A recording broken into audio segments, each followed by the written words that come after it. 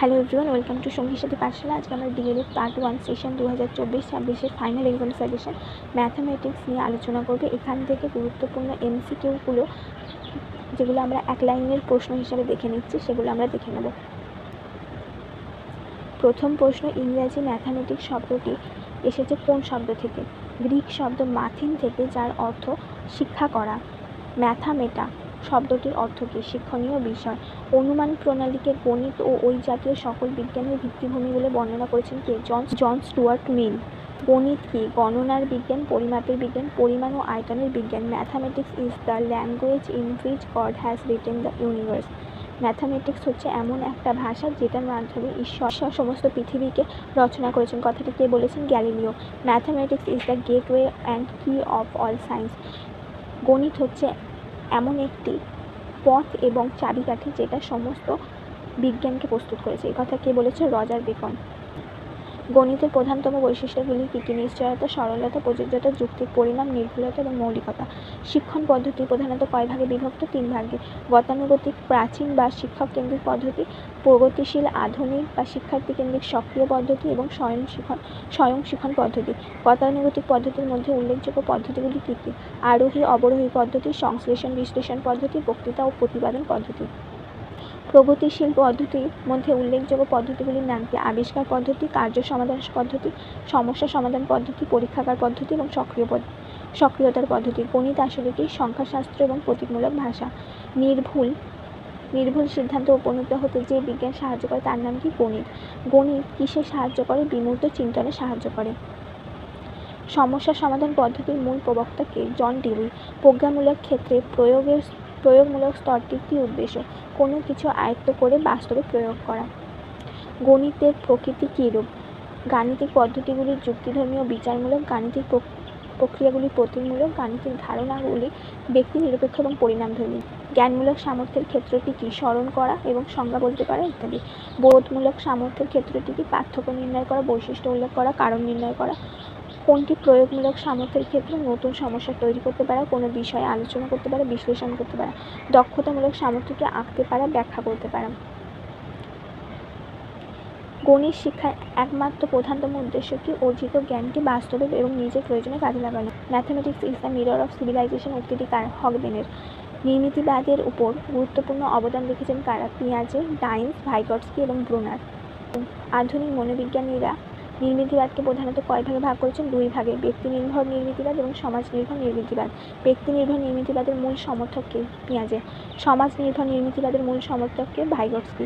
শিশুর আত্মসক্রিয়তা, স্বতঃস্ফূর্ত কাজ, ইন্দ্রিয় প্রশিক্ষণ, স্বাধীনতা, খেলাভিত্তিক শিক্ষণের উপর গুরুত্ব দেয় কোন শিক্ষণ পদ্ধতি? সক্রিয়তা ভিত্তিক শিক্ষণ।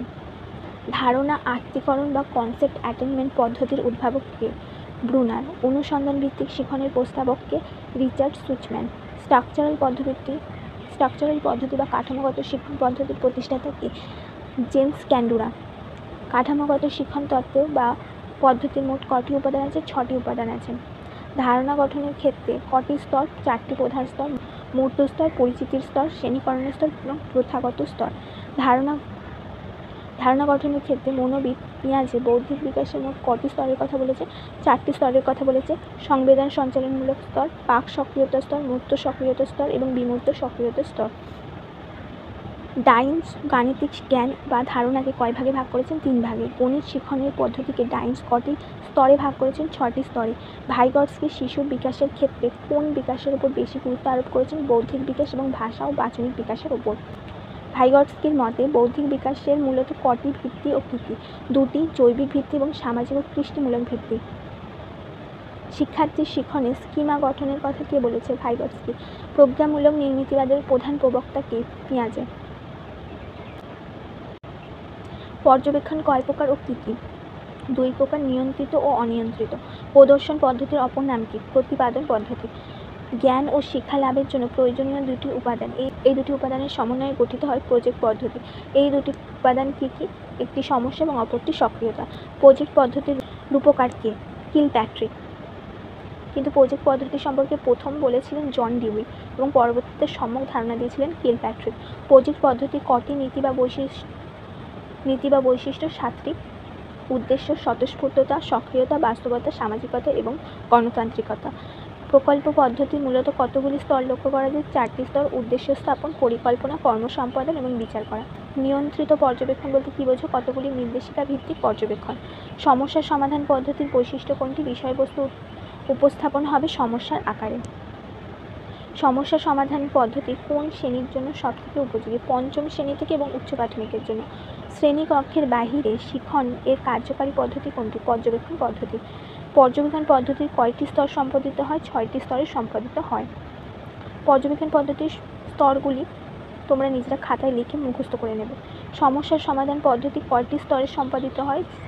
7টি স্তরে। এই স্তরগুলি হচ্ছে সমস্যা উপস্থাপন, সমস্যা বিশ্লেষণ, তথ্য সংগ্রহ, তথ্য বিশ্লেষণ, সিদ্ধান্ত গ্রহণ, যথার্থতা নির্ণয়, যথার্থ সিদ্ধান্তের বাস্তব প্রয়োগ। সিআরসির পুরো কথা কি? Cumulative record card. সিসিইর পুরো কথা কি? কন্টিনিউয়াস অ্যান্ড কম্প্রিহেন্সিভ ইভ্যালুয়েশন বা কন্টিনিউয়াস কম্প্রিহেন্সিভ ইভ্যালুয়েশন। অ্যাসেসমেন্ট কি? পরিমাণগত ও গুণগত মান নির্ণয় করা। গঠনমূলক মূল্যায়ন কাকে বলে? শিক্ষণ চলাকালীন মূল্যায়নকে। সমষ্টিগত মূল্যায়নের প্রধান উদ্দেশ্য কি? শিক্ষার্থীরা কোনো একটি কোর্সের শেষে কতটা উদ্দেশ্য অর্জন করতে পেরেছে তা দেখা। শিক্ষায় মূল্যায়নের প্রধান ভূমিকাগুলি কী? শিক্ষণের কার্যকারিতা, শিক্ষণ কৌশল পদ্ধতি এবং শিক্ষা উপকরণের উৎকর্ষতা বিচার করা, পাঠ্যক্রম এবং পাঠ্যপুস্তকের উন্নতি সাধন করা, সমাজকে বৃত্তির বাজার ও চাহিদা সম্পর্কে তথ্য সরবরাহের দায়িত্ব পালন করা। আণবিক শিখন এর জনক কাকে বলা হয়? কিথ অ্যাচিসনকে। শিক্ষার্থীদের গণিত ভীতি দূর করার জন্য প্রয়োজন কি? গণিতে আরও বেশি অংশগ্রহণের সুযোগ দেওয়া। ভাগ প্রক্রিয়া সম্পর্কে শিক্ষার্থীদের ধারণা আরও উন্নত হতে পারে যদি শিক্ষার্থীরা কী করে? নিজেরা সমস্যা সমাধান করে। শিক্ষার্থীদের মধ্যে জ্যামিতিক প্রেরণা সৃষ্টি করতে প্রয়োজনীয় বিষয়গুলি কী কী? জীবনকেন্দ্রিক সমস্যা, কাগজ ভাঁজের খেলা এবং গাণিতিক খেলা। আচরণকে কটি শাখায় ভাগ করা হয়েছে অথবা নির্দেশমূলক উদ্দেশ্যের ক্ষেত্রে আচরণকে বা আচরণের উদ্দেশ্যগুলিকে কটি ভাগে ভাগ করা হয়েছে? 3টি ভাগে ভাগ করা হয়েছে: প্রজ্ঞামূলক ক্ষেত্র, অনুভূতিমূলক ক্ষেত্র এবং মানস সঞ্চালনমূলক ক্ষেত্র। আচরণের নির্দেশনামূলক উদ্দেশ্যের ক্ষেত্র অনুসারে প্রজ্ঞামূলক ক্ষেত্রে কয়টি স্তর রয়েছে? 6টি স্তর: জ্ঞান, উপলব্ধি, প্রয়োগ, বিশ্লেষণ, সংশ্লেষণ এবং মূল্যায়ন। আচরণগত উদ্দেশ্য স্তরে দ্বিতীয় ক্ষেত্রে অনুভূতিমূলক ক্ষেত্রের স্তরটি কে ব্যাখ্যা দিয়েছেন? প্রাতওয়েল। অনুভূতিমূলক ক্ষেত্রে কটি স্তর রয়েছে? 5টি স্তর রয়েছে: মনোনিবেশ করা, প্রতিক্রিয়া করা, মূল্য আরোপিত করা, সংগঠন এবং চরিত্রায়ন। নির্দেশমূলক উদ্দেশ্যের ক্ষেত্রে তৃতীয় ক্ষেত্রে মানস সঞ্চালনমূলক ক্ষেত্রের স্তরগুলির বর্গীকরণ বা ব্যাখ্যা কে দিয়েছে? সিম্পসন। মানস সঞ্চালনমূলক ক্ষেত্রে কটি স্তরের কথা বলা হয়েছে? 7টি: প্রত্যক্ষণ, সেট, নিয়ন্ত্রণ প্রতিক্রিয়া, কৌশল, জটিল বাহ্যিক প্রতিক্রিয়া, সহযোজন সৃষ্টি করা। মানস সঞ্চালনমূলক ক্ষেত্রে এর কোন স্তরে শিক্ষার্থী প্রচেষ্টা ও ভুল বা ট্রায়াল ও এররের দ্বারা কাজ শুরু করে? নিয়ন্ত্রিত প্রতিক্রিয়া। নির্ণায়ক অভিজ্ঞতার সাথে তুলনামূলক আলোচনা করা যেতে পারে কোন মূল্যায়নে? গঠনমূলক মূল্যায়নে। গণিতের পারদর্শিতার অভিজ্ঞতার সাহায্যে কী জানা যায়? শিক্ষার্থীর গণিতের দুর্বলতা। মানসিক বিকাশের বিভিন্ন স্তর সম্পর্কে কে ধারণা দিয়েছে? পিয়াজে। শিশুর মনোসামাজিক বিকাশের সম্পর্কে কে ব্যাখ্যা দিয়েছেন? এরিকসন। গণিত শিক্ষার কৃষ্টিমূলক লক্ষ্য কী?